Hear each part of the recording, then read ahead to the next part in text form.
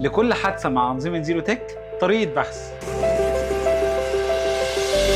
النهاردة وفي 2026 هنعرف ازاي نوصل لأحسن نتيجة وباستخدام ال AI. يعني لو الحادثة حصلت من ثواني هتبقى بتظهر في الجنب زي ما احنا شايفين، فبمجرد ما هدوس على الشخص وهبدأ أعمل علامة سيرش هيبدأ يجيب لي كل المشاهد أو كل الفيديوز اللي بيظهر فيها قدام الكاميرا، فبالتالي هقدر أوصل للحدث اللي أنا عايزه في أسرع وقت ممكن.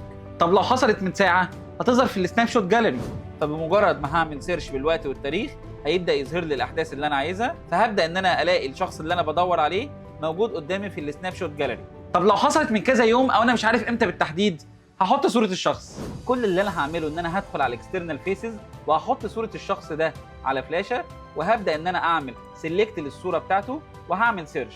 مجرد ما عملت سيرش حتى لو الصوره مش نفسها هيبدا يجيب لي كل المشاهد او كل الاحداث اللي الشخص ده ظهر فيها قدام الكاميرا، فهقدر اوصل له بسهوله وبسرعه من غير اي وقت او مجهود، وده باستخدام الذكاء الاصطناعي. طب اتعرفت على الشخص وعرفت هو مين وعايز اعرف دخل المكان كام مره او كان بيخطط للموضوع من قد ايه، هعمل له تراك. هخش على خاصيه التراك، ومن خلال خاصيه التراك هبدا ان انا اختار الكاميرا اللي الشخص ظهر قدامها، وهيبدا يقول لي التوقيتات اللي ظهر فيها قدامها وظهر كام مره واتحرك امتى وبقى موجود امتى قدام الكاميرا.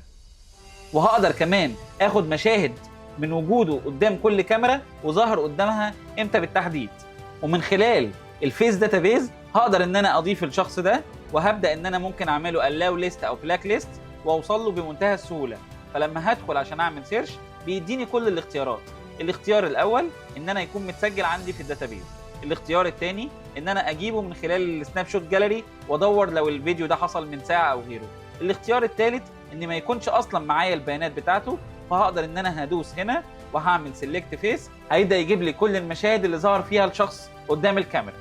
اشتري كاميرات الاي اي دلوقتي باحسن سعر في مصر من زيرو تك.